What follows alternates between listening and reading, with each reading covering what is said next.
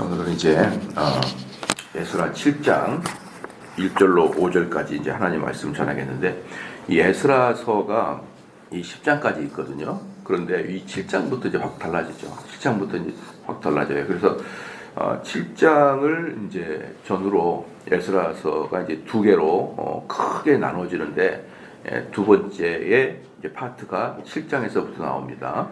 이제 왜 그러냐 그러면 1장부터 6장까지는 수룹바벨에 의한 제1차 포로 귀환이에요. 수룹바벨에 의한 제1차 포로 귀환이 이제 1장부터 6장까지가 기고, 그다음에 7장부터 이제 마지막 장까지가 제2차 귀환. 에스라에 의해서, 이 저자 에스라에 의해서. 그래서 이 에스라가 성경을 쓴 게 역대상하, 그다음에 에스라, 이렇게 에스라가 성경을 썼는데, 이 에스라에서 두 번째 포로 귀환 사건이 7장부터 나타납니다. 그리고 이제 6장과 7장 사이는 약 58년이라는 세월이 흘렀어요. 58년이라는 세월이 흘렀고, 1차 포로 귀환 후에, 수룹바벨 포로 후에 58년이 흐른 다음에 에스라가 2차 포로가 귀환했기 때문에 이 사이는 상당히 기간이 크다.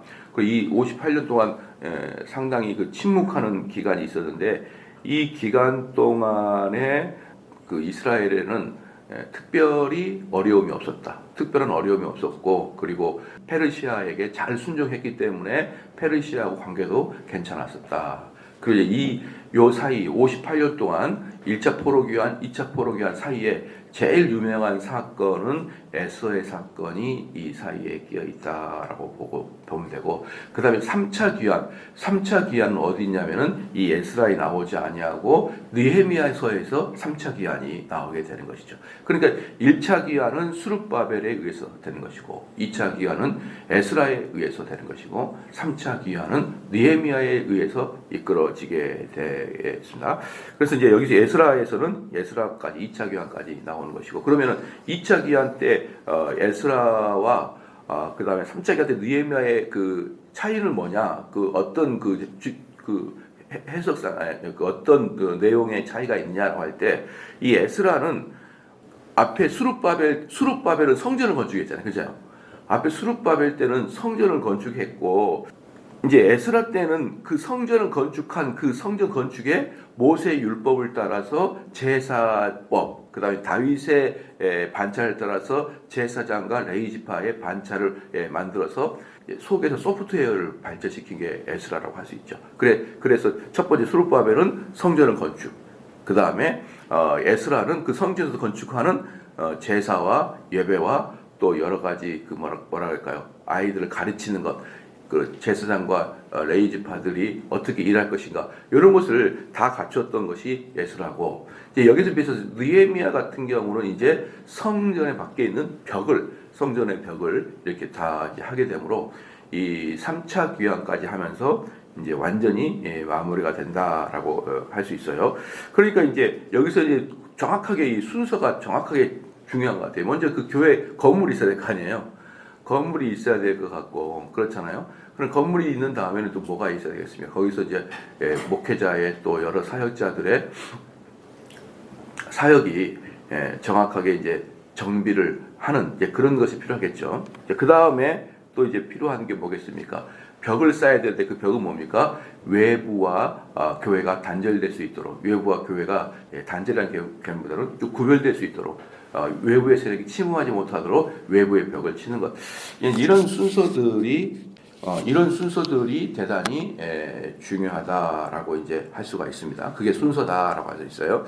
그래서 이제 특별히 이제 7장에서 보면은 이제 1장에서 1절에서 6절까지가 족보를 쭉 보여주는데, 이 성경의 족보들은요, 사실은 많은 경우에 어떤 역사적인 사건, 그러니까 에스라가 나올 때까지의 어떤 쭉 역사 사건을 기술한 게 아니에요.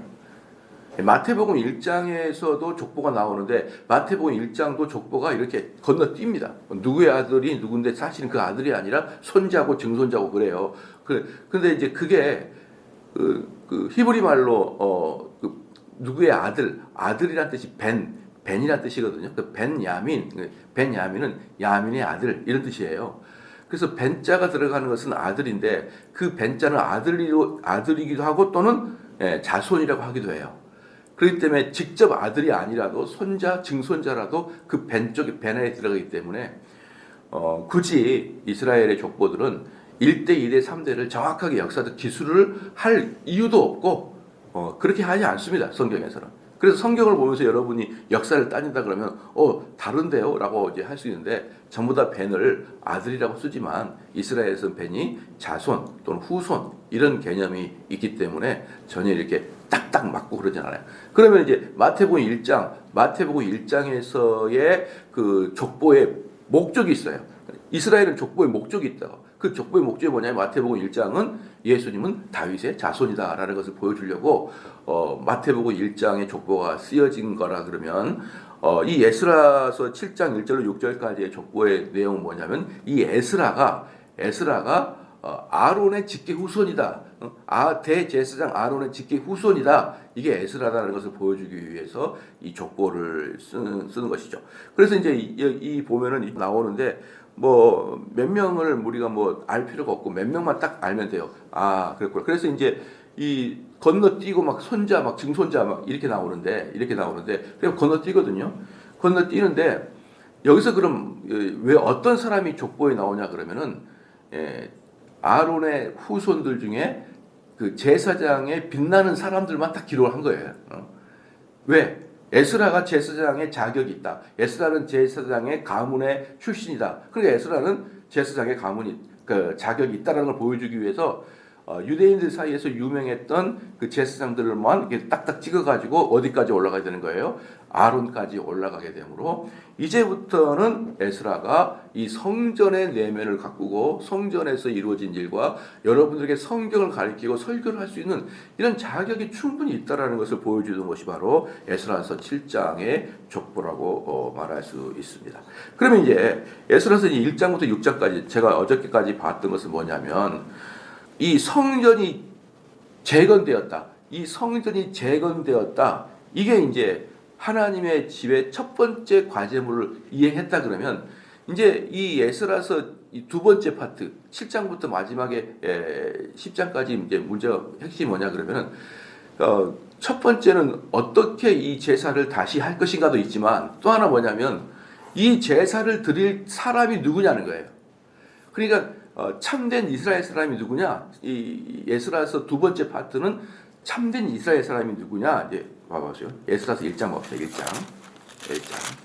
1장 3절 보십시오. 에스라서 1장 3절 보면요. 이스라엘의 하나님은 참 신이시라. 너희 중에 그의 백성된 자는 다 유다 예루살렘으로 올라가서 이스라엘의 하나님 여호와의 성전을 건축하라. 그는 예루살렘에 계신 하나님이에요. 여기서 중요한 게 뭡니까? 이스라엘 하나님은 참 하나님이시다 이겼잖아요. 그 다음에 너희 중에 그의 백성된 자는이에요. 그러니까 어떤 자가 백성될 것인가가 사실 에스라에 시작할 때 질문이었거든요. 에스라에서 처음에 시작할 때 이제 바벨론 포로에서 이끌어올 때 그럼 누가 이스라엘의 참된 사람이 되어서 이 사람들 중에 누구를 데려갈 것이고 현재 그 이스라엘 팔레스타인 안에 본토 안에 포로로 잡혀오지 않는 사람 중에서 다 또 이스라엘 백성이라고 말할 수 없어요. 왜냐 그러면 거기서 이미 수많은 우상 숭배를 하는 사람들로 가득 차 있었거든요. 그러니까 팔레스타인에 남아있는 사람들 중에서도 누가 이스라엘 백성이 참된 백성이냐? 페르시아에 잡혀있던 사람들 중에서도 누가 이스라엘 백성이냐? 요게 이제 핵심 과제였거든요. 그러니까 하나님의 참된 백성이 누군가라는 걸 뽑은 거였어요. 그게 이제 7장부터 10장까지의 이제 주목적이에요. 누가 하나님의 참된 백성이냐? 그래서 이제 참된 백성은 누구냐 그러면 거룩함과 정결함과 그리고 우상을 버렸던 자로 이렇게 한정을 되는데 그 중에 아주 재밌는 게 뭐냐면요. 팔레스타인 안에 즉 페르시아에 잡혀가지 않고 원래 이스라엘 본토에 있던 사람들 있잖아요.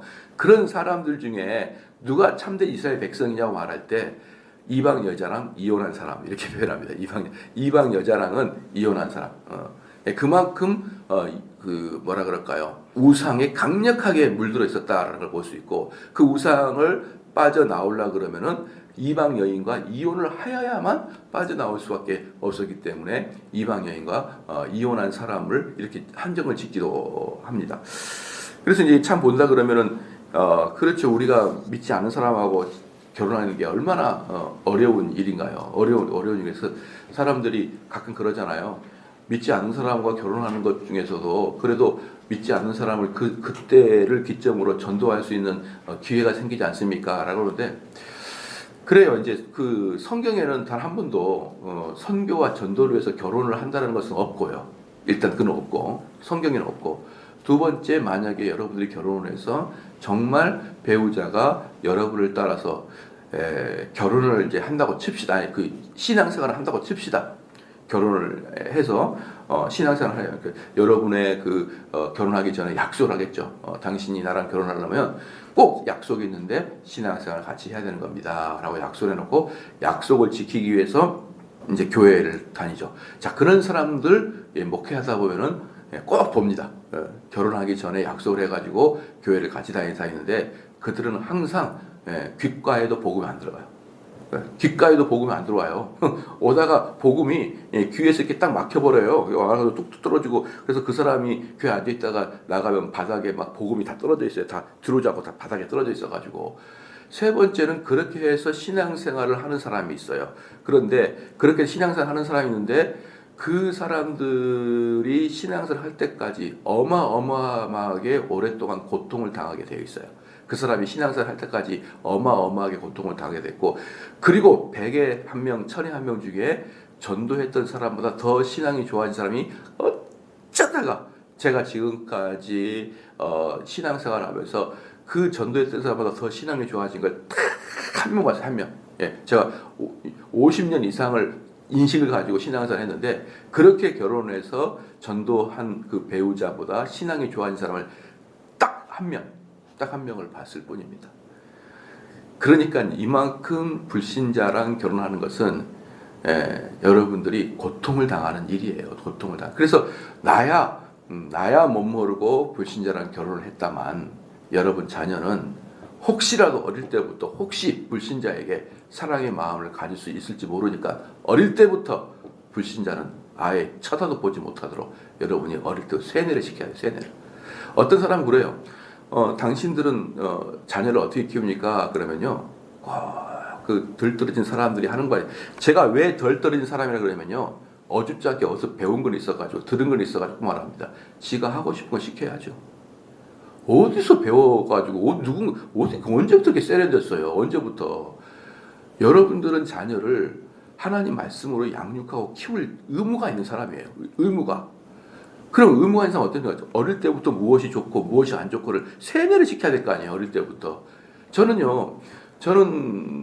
남자들은 뭐 기본적으로 약간 오토바이를 타고 싶은 생각이 있잖아요. 좀. 근데 어릴 때부터 어머니가 오토바이 타면은 그 죽는 거야. 오토바이 타면 죽는 거야. 첫 번째, 남자가 돼가지고 오토바이 탈 생각하지 마라. 두 번째, 남자가 돼서 정치판에 들어가려고 하지 마라. 국회의원 돼가지고 다 망한다. 세 번째, 자수성가하면 몰라도 엄마 아빠 돈을 빌려가지고 사업하려고 생각하지 마라. 이 세 가지는 어릴 때부터 제 머리에다가 가지고 그냥 단단히 뛰어났기 때문에 이 세 가지는 엄두도 안 내요. 엄두도. 어릴 때부터 그 세뇌를 당했던 것은요, 엄두가 안 나요.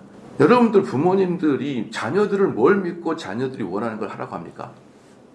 그 어디서 배웠어요, 그거? 그렇게 하지 마세요. 그것은 잘난 척 하고 있는 거예요. 엄마 아빠가 어릴 때부터 무엇이 좋다는 걸 계속 가르쳐줘야 돼요. 어떤 직업이 좋고 어떤 직업은 안 좋고 이걸 가르쳐줘야 돼요. 이걸 가르쳐주어서 이 아이들이 주의를 잘 지킬 수 있는 그 직업을 갖도록 해야 되지. 네가 원하는 것을 해라. 이렇게 하게 되면 그 19살, 20살 뭐 이런 이제 앞으로 미래를 결정할 이 아이들이 이 세상을 뭘 한다고 그 아이에게 자기 인생을 맡겨놓냐고요. 그래서 청교도들 같은 경우는 뭐라고 하면, 청교도들도 너 누구 좋아하냐? 네가 좋아하는 데리고 와라. 청교도들은 그러지 않아요. 청교도들의 결혼에서 제일 결정적인 역할을 하는 게 아버지의 중매예요. 아버지 중매입니다. 제가 그때도 얘기했는데 왜 아버지의 중매가 중요하냐? 첫 번째, 그 자녀를 가장 사랑하는 게 아버지고, 그렇죠? 두 번째, 아버지는 객관적으로 그 남자를 평가할 수 있는 능력이 있고, 그 배우자를 평가할 수 있는 능력이 있고, 세 번째, 아버지는 인생을 많이 살아서 성경과 세상을 더 잘 알기 때문에 딸보다 자녀보다 훨씬 이 세 가지를 갖고 있잖아요. 자녀를 사랑하고 그 배우자 될 놈을 판단할 수 있고, 세 번째는 인생과 신앙을 잘 알고 있으니까 이 아버지가 보는 눈이 훨씬 더 정확하다고 해가지고 딸에게 맡긴 게 아니라 아버지에게 혼수를 맡겼어요. 결혼의 결정권을. 여러분 그게 너무하다고 생각하시죠? 그런데 여러분들이 자녀가 덜커덩 이상한 놈 데리고 와봐요. 어떻게 되는지. 엄마 나 그래도 이 일을 사랑해. 아 여러분 미칠 거예요. 그러니까 우리는 청교도들은 상당히 어린 자녀들에게 대해서, 어린 자녀에 대해서 그들의 판단력을 우리는 믿지 않습니다. 믿지 않아요. 우리가 성경을 그렇게 오랫동안 연구해도 번번이 판단력이 틀려가지고 또 꼬랑차에 빠지고 또 꼬랑차에 빠지는데, 어떻게 성경도 잘 모르는 이제 고등학생, 대학생들에게 자기의 인생을 설계하라고 여러분이 그 토스를 해버리냐고요. 저는 이런 걸 보면요 정말 한심합니다. 정말 한심해요. 그리고 여러분들이 그런 내용들이 어디서 왔을까요? 다 미국에서 왔겠죠. 미국에서 올 때 진짜 미국의 상류층들은요, 진짜 미국의 상류층들은 자기가 하고 싶은 일을 한 줄 압니까? 아니에요. 그 가문을 이어요, 상류층들. 그리고 중류층 하류층들한테 교육의 목표가 뭐냐 그러면요, 교육의 목표가 뭐냐면 좋은 시민을 만드는 게 중류층과 하류층의 사람들이 미국 공교육의 목표예요. 진짜 상류층은요, 좋은 시민이 아니라 시민을 이끌어가는 리더를 만드는 것이고, 그 다음에 중층, 하류층의 사람들은요, 그 리더들의 말을 잘 따를 수 있는 좋은 시민을 만드는 게 목표예요. 근데 왜 여러분의 자녀들이 이 세상을 이끌어갈 리더로 만들 생각을 안 하고 좋은 시민으로 만들어서 그냥 순종하고 살아가게 여러분 그렇게 미국 공교육 제도를 따라가냐고요. 미국 제대로 된 상류층들은요, 그 집안의 가문이 그대로 교육 방법이 있고 그 가문의 철학이 있고 그거 따라가면 살아가게 돼 있고 나머지는 다 열등하게 키워간다고요. 근데 그게 뭐 선진국의 무슨 교육이나 되는 것이냐, 저 아름다운 미국을 만드는 베이스가 되는 것이냐, 어디서 들어가가지고 그래 네가 좋은 거 해, 네가 좋은 거 하는 게 제일 좋은 거야. 아니에요. 올바른 것을 하는 게 제일 좋은 거예요. 내가 좋은 걸, 내가 좋아하는 것을 하는 게 아니라 올바른 것을 내가 좋아하도록 그렇게 커야 되는 거예요. 좋은 일을 하도록 커야 되는 것입니다. 아시겠죠? 네. 그래서 이 거룩한 자녀를 결정하는 것. 이게 바로 이제 에스라 7장부터의 문제예요. 거룩한 자녀. 누가 자녀인가? 라고 평가하는 것. 그래서 육체적, DNA적으로 이스라엘 백성이 아니에요. 거짓되고 우상숭배를 벌이고 이방 여인과의 결혼을 파괴하면서까지, 이방 여인과의 결혼을 이혼하면서까지 하나님의 그 예배 안에 들어오겠다라고 말하는 이런 사람들에게 이스라엘 참된 백성을 주는 이제 사건이 일어납니다. 그리고 이제 6장하고 7장은 아까도 말했지만 58년의 세월이 있다고 그랬잖아요. 58년의 세월이 있기 때문에 6장과 7장의 페르시아 왕이 달라요. 페르시아 왕이 다릅니다. 그래서 1장부터 6장까지의 왕은 누구죠? 다리오 왕이에요. 다리오 왕. 그 다음에 7장부터 마지막 장까지 왕은 누구냐면 아닥사스다 왕입니다. 아닥사스다는 우리가 이제 흔히 말할 때 그냥 어떤 사람의 이름이 아니고 아닥사스다 사람의 이름이 아니고 애굽의 왕을 바로라고 하죠. 바로. 그러니까 바로는 사람의 이름이 아니라 애굽의 왕의 명칭이에요. 바로. 그러면 로마의 왕의 명칭은 주로 뭘까요? 가이사입니다. 가이사예요. 그래서 왕이란 뜻이지 카이사가 따로 있는 게 아니에요. 물론 아주 유명한 왕 중에 카이사가 첫 번째 왕이 됐지만 그 다음부터 사람들이 그 카이저라는 단어, 가이사라는 단어를 왕이라는 명칭으로 주로 사용하고 그랬어요. 그것처럼 이 아닥사스다 왕도 페르시아에서는 왕이라는 명칭 중에 하나고, 그래서 아닥사스다라는 이름을 쓰는 사람이 3명이 나와요. 아닥사스다라는 사람이 3명이 나오는데 이 7장부터 나오는 아닥사스다는 아닥사스다 제1세의 왕을 말하고 있습니다. 자, 여기까지 이제 우리가 7장부터 마지막 10장까지의 아웃라인을 한번 살펴봤습니다. 그래서 이제 1절에 보면요. 이 일이 뭡니까? 이 일이 6장까지 있었던 성전 건축, 그래 건축하면서 어제 봤던 유월절 행사, 무교절 행사 이 일이에요. 그러니까 6장 보고 7장 보면은 뭐 어제 일 같죠. 어제 일 같은데 사실 어제 일이 아니라 58년의 차이가 있다라는 것이죠.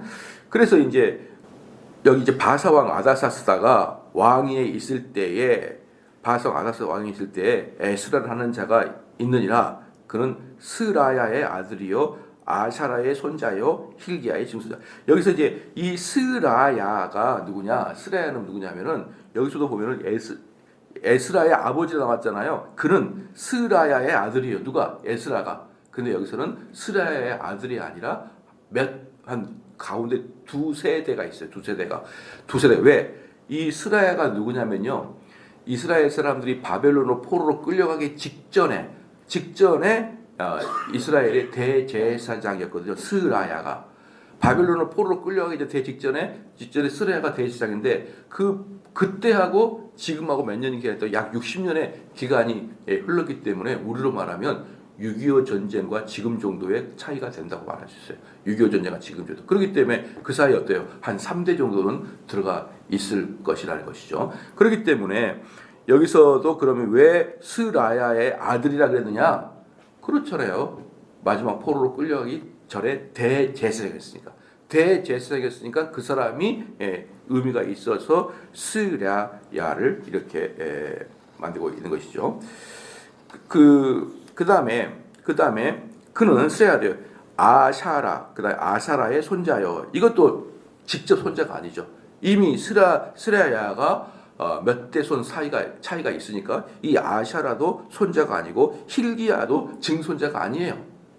증손자가 아니라면 그냥 이렇게 유명한 사람 대를 이어서 이렇게 만들고 있는 것이죠. 그럼 이제 여기서 이제 에스라라는 것은 이제 어떤 뜻이냐면 이 에스라라는 뜻은 뭐냐면 이 에스라가 이름이 아샤라의 축약형이에요. 그러니까 이스라엘 사람 에스라랑 아샤라랑 이름이 사실 똑같은 말이에요. 그럼 여기서 왜 이 사람이 이름이 또 아스라가 나오냐? 이스라엘 사람들은 이름을 자기 조상들로부터 이름을 반복 또 쓰고 그렇게 하는 거예요. 아사라가 나오고 또 아스라가 나오고 이 아사라 이름은 다른 말로 에스라거든요. 에스라가 나오고 아사라가 나오고 이렇게 이제 하는 것은 그들은 조상들의 이름을 반복 사용했다. 교차 사용하고 있었다라는 것을 알아야 돼요. 그 다음에 샬룸의 현손이요. 사독의 5대 손이요. 이 사독은 누구냐 그러면요. 솔로몬 당시 때 대제사장 사독과 달라요. 솔로몬 당시 때 대제사장 사독과 다릅니다. 이 사람은 그 사독의 후손이에요. 예. 그냥 이것도 이름을 교차로 사용하고 다시 재사용하고 있었다라는 걸 볼 수 있어요. 여기서 이제 우리가 그 유명한 솔로몬 당시의 사독이 아니다. 또 다른 사독이다. 이거 알아주시고 사독의 5대 손이요. 아이두의 6대 손이요. 아마라의 7대 손이요. 아샤랴 여기 3절에 아샤랴 있고 방금 1절에도 아샤랴가 있었죠. 이게 다 에스라라는 이름이에요. 이름을 자꾸 이렇게 교차 사용한다는 말이에요. 8대 손이요. 무라요의 9대 손이요. 스라히야의 10대 손이요. 스라의 10대 손이요. 우시엘의 11대 손이요. 북기의 12대 손이요. 그랬잖아요. 그 다음에 5절에 아비수아의 13대 손이요. 비느하스의 14대 손이다. 이 비느하스는 이제 이때부터 우리가 좀 알 수 있죠. 그 가운데 있는 사람은 잘 모르는데 이 비느하스가 누구냐면은 아론의 손자입니다. 아론의 손자. 이 비느하스가 누구냐면요. 출애굽할 때 이스라엘 사람들이 가나안 사람들과 어때요? 밀접한 관계를 가져요. 밀접한 관계를 가진데 이 이스라엘 사람들이 쉽게 말하면 촌사람들이잖아요. 이스라엘 사람. 왜 촌사람들이냐면은 400년 이상을 애굽에서 노예로 살다가 탈출을 이제 막 한 사람이에요. 탈출한 사람이고 이 탈출한 사람들이 뭐 군대도 없고 행정도 없고 뭐 체계도 없는 상태에서 약간 뭐라 할까요? 떠돌이 넝마주기처럼 가나안 땅을 거닐고 있을 때 그러니까 완전히 좋은 사람들이죠. 그때 이미 문명화되어 있는 가나안 땅을 보니까 너무 세련된 거죠. 가나안 땅이. 이미 가나안 땅은 뭐였으니까 농업사회였고 농업사회는 문명화되어 있다는 뜻이에요. 여러분 이게 사람들이 목축업을 하고 있는 사람이잖아요. 목축업하는 특징이 뭐냐면 왔다 갔다 해야 되잖아. 여기 갔다가 저기 갔다가. 그리고 이 지금 가나안 땅을 헤매는 이 유대인들도 목축업자와 같이 왔다 갔다 하는 거예요. 그러면 목축업하고 농업하고 차이는 뭐냐 그러면 안정되어 있느냐 이동하느냐인 거거든요. 그 이동하는 민족에게는 뭐가 없냐? 문화가 없어요. 문화가. 그래서 목축업하는 사람들에게는요. 뭐 벽에 벽화 같은 걸 그리는 게 아니에요. 농업을 하는 나라가 벽화 같은 거 그리고 문화를 만드는 것이지 목축업하는 사람들은 흔적도 없어요. 여기 갔다가 저기 갔다 저기 갔다 그러니까. 그러니까 이렇게 이스라엘 사람들이 가나안 사람을 보니까 너무 세련되고 너무 멋있어 보인대. 그러니까 이스라엘 남자들이 어때요? 가나안 여자들이 너무 예뻐 보이는 거죠.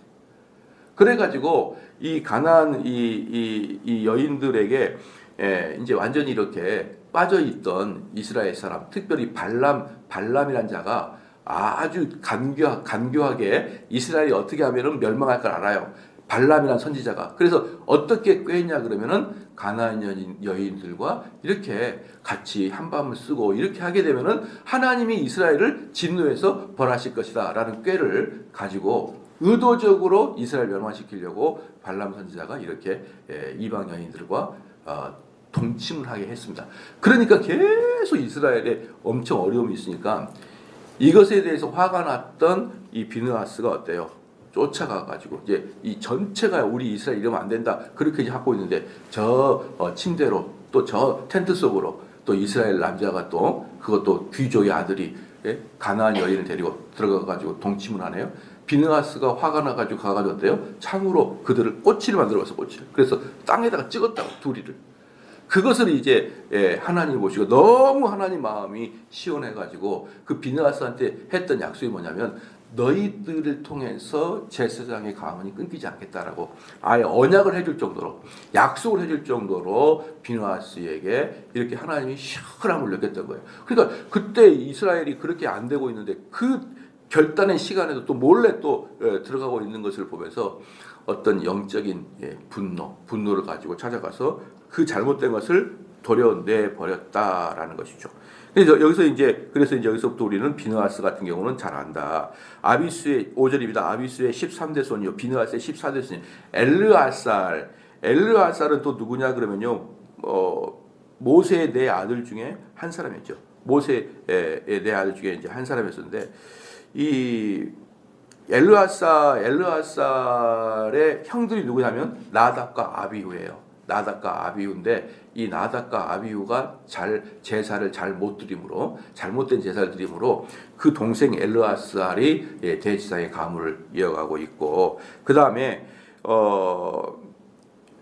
엘르아살의 15대 손이요. 그 다음에 대제사장 아론의 16대 손이다라고 이렇게 했어요. 그러니까 이렇게 에스라는 아론의 직계 자손이다라는 것을 분명하게 보여주고자 하는 의도적인 족보다. 자연적인 족보가 아니라 의도성을 갖고 분명한 목표를 가지고 에스라를 대제사장의 자격이 있다라는 걸 보여주기 위한 것입니다. 6절에 보면은 이 에스라가 바벨론에서 올라왔으니 바로 이 에스라가 바벨론에서 올라왔으니 그는 이스라엘의 하나님 여호와께서 주신 모세 율법에 익숙한 학자로서 여기 대제사장이 그뿐만 아니라 학자였단 말이죠. 학자. 그래서 이스라엘에는요 이 대제사장과 학자를 겸하는 사람이 에스라밖에 없어요.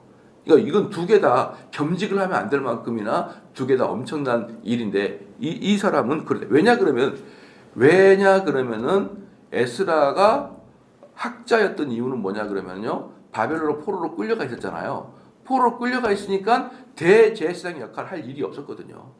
대제사장 일을 안 했어요. 그동안에 계속 안 하다가 그 대신 학자의 일을 하고 있다가 그러면은 우리가 여기 이제 포로 교환했을 때 우리의 예배를 누가 이제 규정하고 누가 가르칠 것인가에 대한 토론을 했겠죠. 그때 이제 에스라가 당첨된 거죠. 이 에스라가 성경도 많이 알고 학자이면서 동시에 그 가문 자체가 대제사장 가문이기 때문에 이 사람이 학자도 되지만 대제사장으로 우리를 이끌어 달라. 그 뜻을 이야기하는 것이죠. 그래서 여호와께서 주신 모세 율법에 익숙한 학자로서 그의 하나님 여호와의 도우심을 입음으로 왕에게 구하는 것은 다 받는 자이더니 그러니까 이 사람의 이야기가 얼마나 지혜로웠던지 페르시아 왕에게 이야기하기다 페르시아 왕이 그대로 오케이 이렇게 했던 자가 근데 그 자가 성경도 잘 알고 근데 그 자가 역사도 잘 알고 심지어 아론의 직계 후손이라고 하니 이제 2차 포로 귀환하는 사람들의 대장을 리더를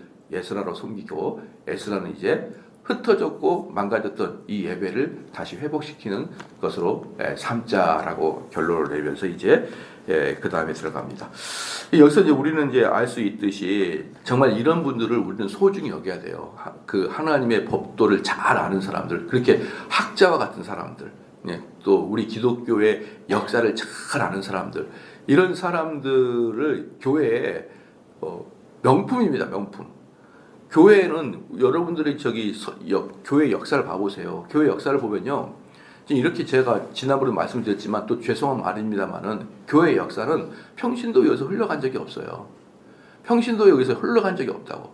교회 역사는 정확하게 정말 천재 같은 목회자들에 의해서 맥을 이어오는 게 기독교예요. 맥을 이어오는 게. 그러기 때문에 여러분들이 교회 안에서 이 신학에 대해서, 이 교리에 대해서 아주 정통한 이런 사람들은요, 교회의 보배들이에요, 보배들. 천에 하나, 만에 하나 나오는 그런 분들이란 말이에요, 그런 분들이. 그래서 그런 분들을 항상 존중히 여기고, 그런 분들을 교회의 보배를 여겨야 되는데, 제가 지난 수요일 날도 말씀드렸지만, 이 교회가 드세져가지고, 권사님들이 막 주도로 교회를 이끌어 가려고 그러고, 막 평신도가 막 소리를 지르고, 이렇게 교회가 돼버리면요. 그건 원래 교회의 본 모습과는 상당히, 좀 이질적입니다. 그러니까 여기서 이제 우리가 세상적인 학문의 박사요, 세상적 학문의 높은 고위직을 이야기하는 게 아니잖아요. 성경과 교회에 대한 역사와 교회에 대한 그 어떤 교리와 이런 것들에 대한 뛰어난 자들에 대해서는요, 항상 교회는 우대하고 아끼고 보존을 해야만 이 하나님의 역사가 쭉 이어나온다라는 것을 알 수 있습니다. 기도하시겠습니다.